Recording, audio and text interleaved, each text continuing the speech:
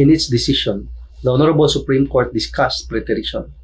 According to the Honorable Supreme Court, preterition consists in the omission of a compulsory heir, but not just a compulsory heir in the direct line from the last will and testament. Okay? Either because he is not named, or although he is named as a father, son, or etc., he is neither instituted as an heir nor assigned any part of the estate without expressly being disinherited. Okay? There is no express disinheritance.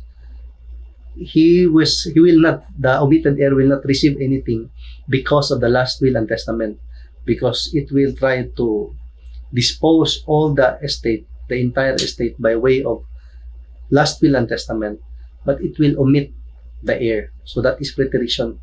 Preterition is tacitly depriving the heir of his legitimate.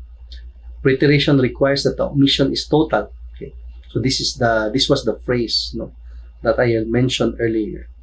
Omission must be total. Okay, you will not receive anything. The heir will not receive anything, meaning the heir did not also receive any legacies, devices, or advances on his legitimate. Will not receive any inheritance.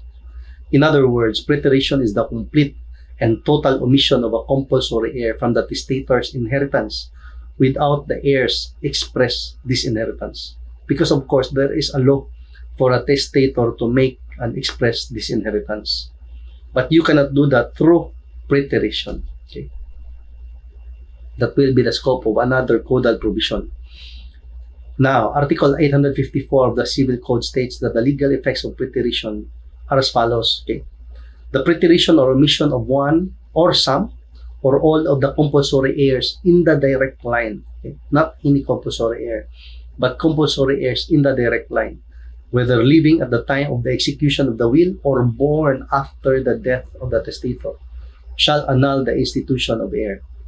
Crucial here, important is born after the death of the testator, because it might happen that the testator died, but his wife before he died was pregnant, and after his death, the wife gave birth to a child who is the son of the testator. So that child is someone born after the death of the testator. If that child is not part of will not receive any inheritance from his father through the last will and testament, and he will not receive any inheritance from any other modes, then there can be preterition.